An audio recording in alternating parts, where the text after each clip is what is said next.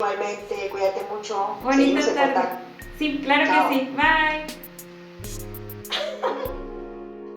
¿Qué tal? Muy buenos días, tardes, noches o madrugadas. Ya estamos en marzo y es momento de ponernos las gafas violetas. El día de hoy estoy muy emocionada porque tuve la oportunidad de conversar con una activista que admiro muchísimo. Ella es Elina Chaubert, la creadora de la instalación itinerante Zapatos Rojos. Me parece de suma importancia que visibilicemos este tipo de problemáticas y las llevemos en debate y escuchemos y aprendamos juntas y juntos de que la violencia de género no debe continuar, debemos erradicar. Entonces, pues ahora les comparto un tanto de lo que platiqué con Elina. Espero les guste muchísimo.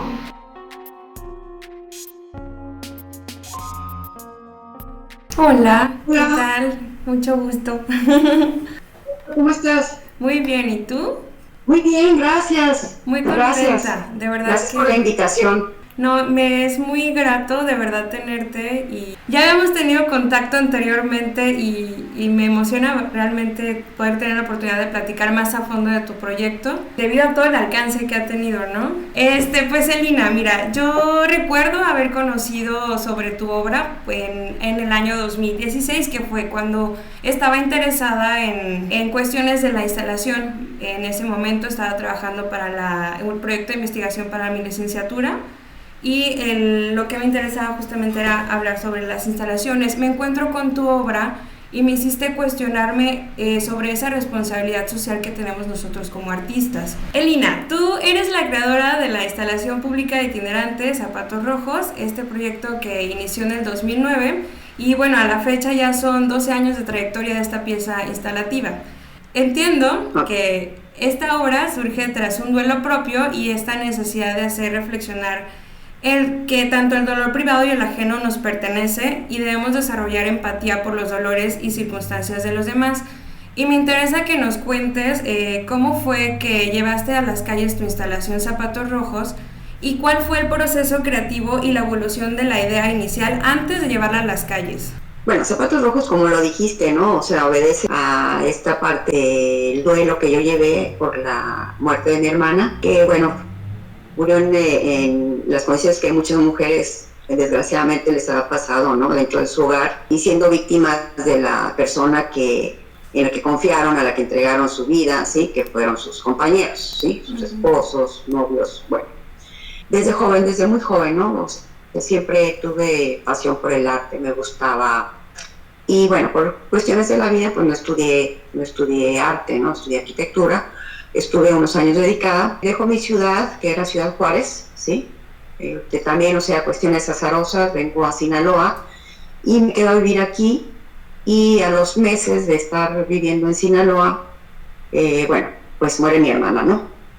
Ya había empezado yo, al venirme, al mudarme a Sinaloa, también rompí, dejé la arquitectura y dije, es mi oportunidad pues, de dedicarme al arte, ¿no? Que era lo que era mi pasión, ¿sí? Que lo había hecho, pues, tomando tallercitos en Juárez o cosas muy pequeñas. Y bueno, vi la oportunidad de dedicarme al arte, sucede esto que con mi hermana. Entonces todo mi dolor, todo mi duelo, lo volqué, ¿no? Lo volqué en expresarme a través de la pintura. Fue lo que hice los primeros 10 años, ¿sí? Pero todo fue, la mayoría de la obra que hice hablaba de la violencia, pero yo todavía no comprendía muy bien todo esto que había pasado, ¿no? Todavía no comprendía muy bien toda la violencia a la que hemos vivido sometidas, ¿sí? Durante generaciones y generaciones, ¿sí? Para mí fue un proceso de reflexión, pintar, pensar en lo que le había pasado a mi hermana, pensar, recordar y pensar en todas las violencias que yo también había sufrido, ampliar el horizonte y ver qué le había pasado a las amigas, qué le había pasado a la familia, mujeres, ¿no? A las mujeres que me secundaban, cercanas y lejanas, ¿no? Entonces esto me abrió una perspectiva más amplia de que en realidad, o sea, vivimos un problema tremendo, ¿no? Aceptado y pues insertado en nuestras vidas como parte de la normalidad de ser mujer, ¿no? Desde los dichos que había antiguos de que te casaste, te fregaste, o sea, sí, o sea, ya tienes que conformarte desde el hecho de que los padres no aceptaban que las hijas se divorciaran, preferían que se quedaran con el marido agresor, ¿sí? A hacer para salvar su honorabilidad de qué van a decir de mí, ¿no? Y como te digo, se me fue ampliando el horizonte porque yo no sabía nada de feminismo, ¿sí? Poco a poco, con el tiempo, o sea, yo me di cuenta que era una feminista práctica, que practicaba el feminismo, que empecé a practicar el feminismo, pero en realidad, o sea, yo lo había escuchado en los 70s, ¿sí? En los 60s, bueno, los 70s principalmente, 80s, ¿no? De los Estados Unidos, pero era algo ajeno que no entendía, ¿no? ¿Sí? Entonces, poco a poco empecé a comprenderlo. En este proceso de 10 años de pintura, hablé de la violencia del narcotráfico, o sea, de diferentes tipos de violencia, ¿no? Cada vez empecé a sentir más la necesidad de decirles a las otras mujeres, ¿saben qué? O sea, esto no tenemos que aceptarlo. Todavía cuando empecé Zapatos Rojos, el tema de la violencia que vivimos no era público. Las mujeres todavía no se atrevían a denunciar, todavía no se atrevían a decirlo, pues sí, a mí mi marido me agrede, esto sí, yo vivo esta violencia en mi casa, porque era o sea, eso, ¿no? La ropa sucia se lava en casa, era una cuestión doméstica y se queda. A finales de los 90, porque mi hermana murió en el 92, que fue cuando empezó todo esto de los feminicidios, bueno, yo me sentí como mucha empatía, ¿no? Con estas madres, porque bueno, ver el sufrimiento de la niña, ver cómo la familia, cómo estas muertes impactan en el seno familiar, ¿sí? Cómo destruyen, ¿sí? Y lastiman tantísimo, ¿no? Entonces yo siempre me sentí como muy parte de eso, aunque la manera en que murió mi hermana era diferente, de todos modos es el mismo drama. Pero después hubo un vacío de información, se dejó de hablar de las mujeres muertas en Ciudad Juárez, ¿sí? No había más. Entonces todos pensábamos que eso había sido pasajero, que ya había terminado, ¿sí? En el 2009 voy a Ciudad Juárez y me encuentro que no, que al contrario, que era algo que ya se había prácticamente normalizado en la ciudad, ¿sí? Que la impunidad que había generado desde los años de los 90 había amplificado esta cuestión de la diferencia de los 90 a lo que yo me encontré en el 2009 es que desaparecían más. Antes se encontraban los cuerpos. Ahora ya ni eso, ¿no? Los cuerpos, y ahora no eran visibles, ¿sí? Habían desaparecido. ¿Cómo fue que adoptaste o que te apropiaste de esta prenda, o sea, del par de zapatos, este símbolo para desarrollar tu pieza? ¿Por qué los zapatos nada más? Sí, bueno, hice mucha investigación. Los zapatos fueron muchos motivos, desde visibilizarlas por medio de los zapatos, porque, o sea, desaparecían, se volvían invisibles. Entonces poner un par de zapatos era, pues, visibilizarlas, imaginarlas que ahí estaban, ¿no? Cuestiones como de personales, ¿no? Porque yo tenía historias de zapatos con mi hermana, calzábamos el mismo número, entonces nos poníamos los zapatos y teníamos historias desde niña, ¿no? Cosas personales, situaciones como que no les habían identificado los restos de sus hijas a través del zapato que sean los zapatos, o el zapato que habían encontrado en el desierto, ¿no? A los huesos. Entonces, muchas desaparecieron en una área donde es una calle que hay muchas zapaterías, iban a comprar zapatos o iban a buscar trabajo a estas zapaterías. Y bueno, los zapatos estaban siempre presentes, ¿no? Dentro de lo estético, dentro de todo lo que quería decir, el lenguaje que quería utilizar. Para esto pues venían cuestiones de que los zapatos están en todo el mundo, ¿sí? Que las mujeres, para nosotras los zapatos es algo especial, ¿sí? Que tenemos historias con nuestros zapatos, ¿sí? Es algo muy personal.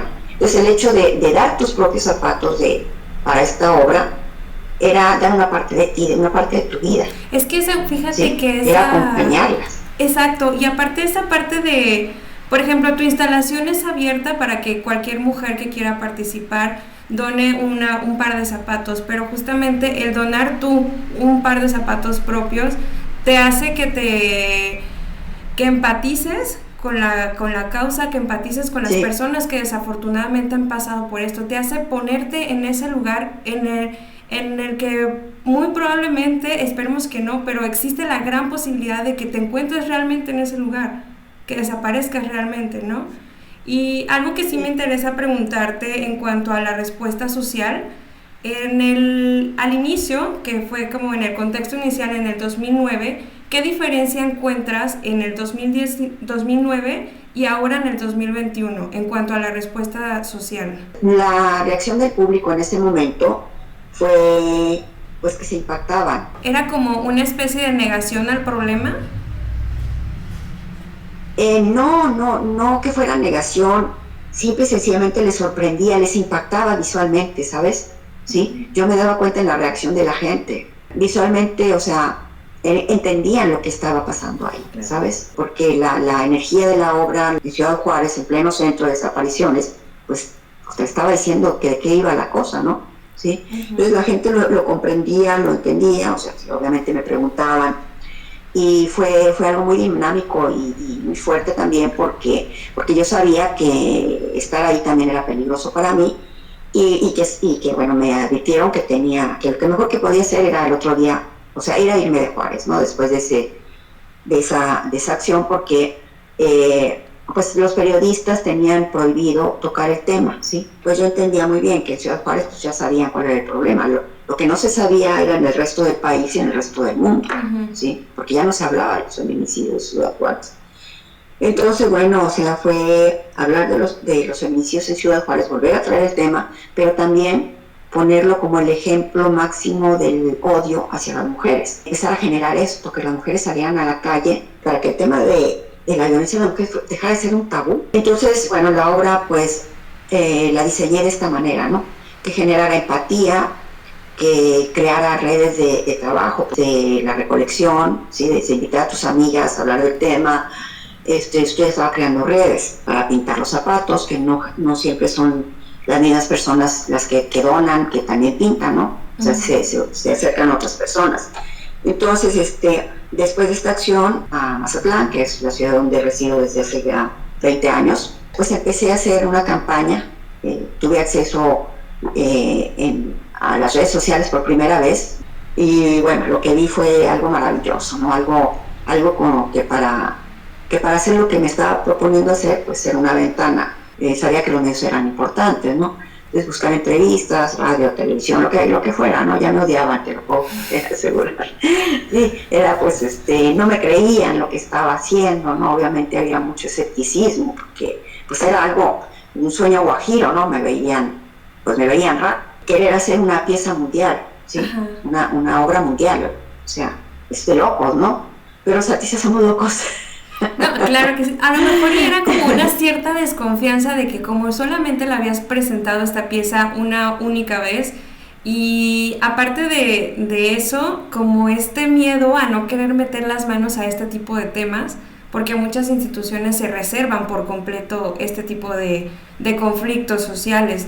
Mira, yo esto lo he hecho de manera independiente, no busqué el apoyo del gobierno, dependencias, ¿no? Porque sé que todo eso pues es y ha sido una falacia, ¿no? Sí. O sea, existen las secretarías de mujer por acá, por allá, por todos lados, pero realmente el trabajo que hacen generalmente es pura simulación, ¿sí? Entonces, no era por ahí, ¿sí? Esto tenía que ser algo social, donde estuviera, o sea, nosotros, el pueblo, la gente, la sociedad, a quienes esto nos pega, ¿qué te digo? O sea, la violencia de las mujeres tiene un costo muy alto para el Estado, pero no lo ven, ¿sí? No lo entienden, no lo comprenden. Es un costo económico, ¿sí? Es un costo social muy grande, ¿sí? Porque yo siempre he dicho que la violencia en el hogar es la madre de todas las violencias, ¿sí? Es la cuna de las violencias.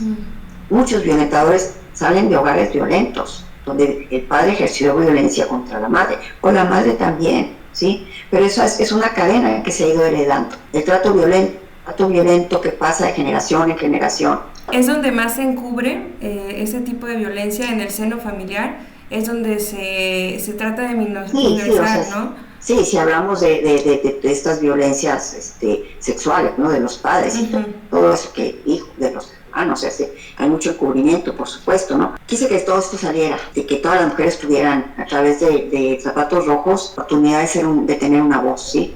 Entonces fue por esto lo que me llevó a querer que en las instalaciones pudieran las mujeres escribir un testimonio, escribir algo. La pieza muchas mujeres han hecho catarsis. Yo también quería compartir como mi experiencia personal de duelo, pero de sanación también, ¿sabes? O sea, lo que a mí me dio el arte. Y bueno, la diferencia ahora, ya me tardó 2 años, yo tardé 2 años en volver a llevar zapatos rojos a las calles. O sea, en 2 años me donaron 300 pares de zapatos. Esto te dice, pues, que la gente no creía mucho, ¿no? Pero los pocos que creyeron, pues con esos 300 pares de zapatos salí a hacer una gira, lo que le llamo la gira mexicana ahora, que fue pues algo simbólico, que fue instalarnos aquí en Mazatlán, en la calle de aquí del centro histórico, porque pues Mazatlán es un puerto, ¿no? Y entonces era la salida de Zapatos Rojos al mundo, y lo hice en la calle Venus. Todo fue simbólico, ¿no? Después me fui a Culiacán, donde instalé a un costado de catedral. Hice una pequeña intervención adentro de la catedral. Entramos con los zapatos, los puse en el corredor central. Y cuando vinieron a corrernos, pues los levantamos y salimos. Prácticamente esto lo hice para preguntarle a la iglesia, ¿no? Pero pues la iglesia nunca ha levantado la voz por nadie. Por toda esta hipocresía, ¿no? Toda esta farsa. Después, más o menos un año me tardé en llevar la instalación a la Ciudad de México, al Zócalo.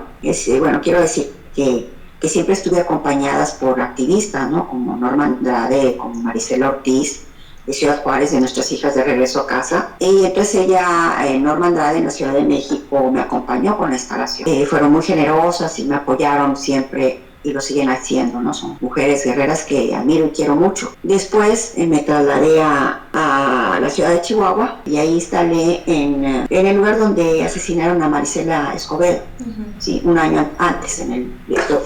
Esto lo hice en el 2011, a ella la asesinaron en el 2010. Norma Andrade estaba en la Ciudad de México porque a ella y a varias activistas se habían ido de Ciudad Juárez porque habían recibido amenazas también, creo que un año antes, para que abandonaran. Les dieron 24 horas a las activistas para que se fueran de la ciudad, ¿sí? Muchos fueron a Europa, se fueron a Sudamérica. Fue una cosa tremenda, ¿no? Porque dejaron sus casas, sus hogares, su familia, todo para salvar la vida y salvar la vida de sus familias, ¿sí? Porque si te quedas, se iban también contra tu familia. Tuve la idea de que la obra se conociera internacionalmente, ¿no? Claro. Porque quería que se supiera y moverla, pues porque la violencia no tiene fronteras y la violencia de mujeres existe en todo el mundo. Pero mencionabas que te interesaba llevar tu pieza al extranjero. ¿Cómo percibiste tú la aceptación en el extranjero a comparación con México? ¿Cuál fue la respuesta social? ¿Es muy distinta? No, pues sí, fue contundente, mira, para noviembre del 2011, o sea, te estoy diciendo que esta gira la hice en noviembre, ¿no? En el año de 2011. Después de hacer esta instalación en El Paso, esto fue una noticia que salió internacional, ¿sí? Se esparció por muchos países porque una agencia la difundió, ¿no? El primer contacto que tuve fue de Italia, ¿sí? Y para noviembre ya tenía, o sea, la primera instalación en Italia, en Milán, y otra instalación, aquí en México, en Mexicali, y otra simultánea en Argentina, en Patagonia, en Chubut, ¿sí? Eran 3 instalaciones para el 2011. A partir de ahí se empezó a multiplicar, ¿sí?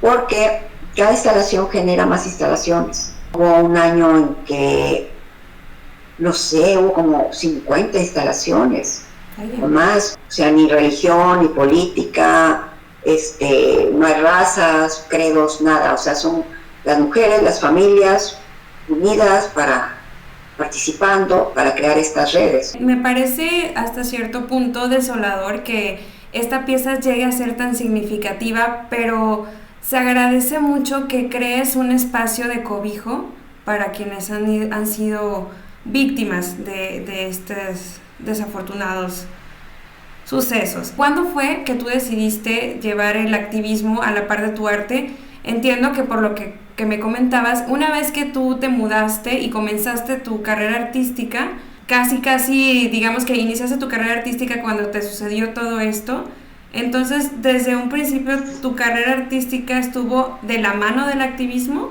¿o fue que posteriormente lo abordaste? Yo no elegí el activismo, ¿no? Así como te digo que no sabía que era feminista, o sea, tampoco sabía que era activista cuando no lo hice con ese propósito, Ok. ¿sabes? O sea, yo solamente quería dar visibilidad. Perdón, o sea, tú me mencionabas que algunas de tus compañeras que han estado contigo a lo largo de este proyecto han tenido pues ciertas amenazas, las cuales las han obligado a salir de su espacio, de su país incluso. Por ejemplo, Norma Andrade, que a su hija la asesinaron, ¿no? Fue una chica que asesinaron en Ciudad Juárez, ¿sí? Entonces ella ha luchado, ella, y que busques quién es Marisela Ortiz. Marisela Escobedo, sí, la mamá de Ruby Marisol. Hasta hay un documental que sacaron en Netflix acerca de su caso tan tremendo de impunidad. Es algo importante si estamos en este tema, ¿sí? Del feminismo en México y de saber, o sea, de conocer por qué, de dónde viene todo el movimiento social de mujeres en México.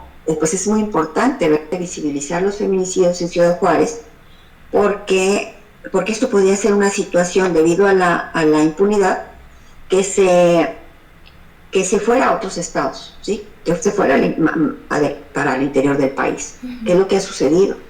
¿Sí? Que son las desapariciones ahora tan tremendas que hay, o sea, en Jalisco, uno de los estados con mayor número de desapariciones, ¿sí? Sí. Uno de los, todo el Estado de México, o sea... ¿Y tú has tenido ¿sí? algún enfrentamiento o te han tratado de censurar? ¿Has tenido problemas como legales por tratar estos temas? No, porque, o sea, mira, yo no estoy acusando, señalando, ¿sí?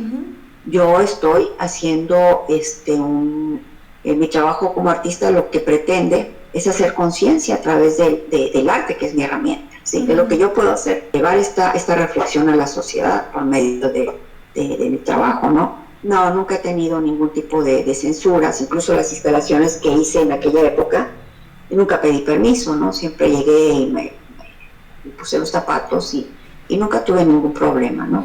Fíjate que yo en marzo del año pasado, justo antes de que comenzara toda esta pandemia, tuve la oportunidad de asistir a la presentación de esta pieza en el Zócalo, y justamente pues junto con una amiga, llevé mi parecito de zapatos y todo, y me sorprendió muchísimo la atmósfera que se creaba, cómo había un diálogo entre cada una de las personas, cada quien en su grupito, pero se generaba un ambiente de alguna forma seguro para poder abordar estos temas sin dejarlos de lado, como comúnmente en una plática entre amigas o comúnmente pláticas en familia, que a veces ni se toca, pero cuando se toca es de manera muy superficial. Agradezco mucho que generes ese espacio, está bastante bien logrado, se siente un acompañamiento no nada más físico, es un acompañamiento como en el corazón, en el alma, en el intelecto, en el colectivo. Y pues bueno,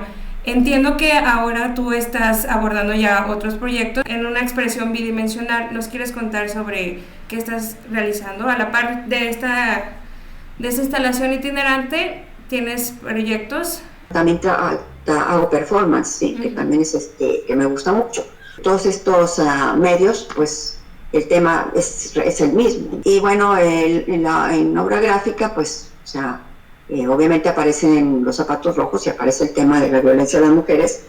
Y pues actualmente, como dices, estoy trabajando sobre esta violencia que son las microviolencias, ¿no? Que es la violencia, la verbal, ¿no? ¿Sí? Que afectan terriblemente, destruyen, son tan destructivas como lo es la violencia física, ¿sí? Que te destruyen únicamente, ¿no? A una mujer pues eso, acaban con tu espíritu, acaban con tu autoestima, acaban con todo, ¿no? Yo creo que a todas las mujeres nos queda una huella después de esto, obviamente, ¿no? Y nos quedan las palabras. Esta obra que estoy haciendo actualmente se trata precisamente, yo trabajo con imágenes, no soy una artista de academia, ¿sí? Entonces me gusta mucho el collage, lo he agregado a la producción de obra, y trabajo con revistas de los años 50, 60, 70, pero lo que me llama mucho la atención de estas revistas fue cómo nos fueron condicionando, ¿sí? A ser delgadas, a ser bellas, a cuidar la casa, ¿sí? A los productos destinados de la limpieza, de la cocina, porque antes el 10 de mayo a la mamá se le regalaba una licuadora, ¿sí? unos sartenes para mamá, así, para que cocine más. Y todo es cargarnos de más trabajo que nunca fue remunerado, trabajo que nos ha llevado a esa vulnerabilidad de depender de la pareja, del compañero, del esposo, ¿no? Cuando la carga del hogar y el cuidado de los niños es una carga que no tiene horario. No, y aparte, ¿sí? Aunado a esa carga de que tiene que estar la casa perfecta, la educación de los niños tiene que ser perfecta, tú también tienes que ser perfecta. Y justo ese tipo de revistas que tú estás, de las que estás adquiriendo material para el collage que estás desarrollando, es un mar de señalamientos o prácticamente es un manual de cómo tiene que ser una mujer ideal.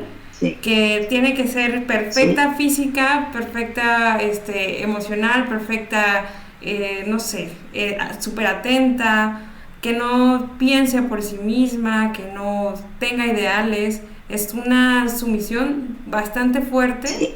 Proyectando toda esta información y la fuimos comprando, ¿no? Porque además, viene una tremenda cantidad de manualidades, uh-huh, para que te distraigas en tu casa, que no salgas, que no pienses más allá, ¿sí? O mantente ocupada. Luego nos metieron las novelas, la manera en que nos atraparon, nos enjaularon, uh-huh, pero también nos esclavizaron. Bueno, estoy trabajando ahorita con toda esta violencia dentro, para también llevar a reflexión a muchas mujeres que todavía creen que eso es parte del ser esposa, ¿no? Del ser compañera, ¿sí? Qué romántico. Entonces, mira, ¿no? Ejemplo, entregarse a una persona, pero no, definitivamente no tiene nada de romántico.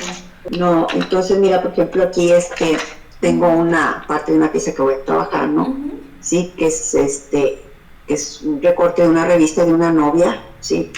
Y en una publicación de electrodomésticos, ¿sí? Pues sí, vas con toda la ilusión al altar a ser desposada, pero no sabes lo que te espera, ¿no? Sí, justamente es súper importante tu labor y me parece que es de suma vitalidad que cada vez nos atrevamos a hablar más de estos temas, porque como mencionas, hay muchas que a lo mejor ya nos empezamos a dar cuenta, pero hay todavía muchísimas situaciones que todavía no aprendemos a identificar y que todavía las tenemos normalizadas. Entonces sí es importante visibilizarlas.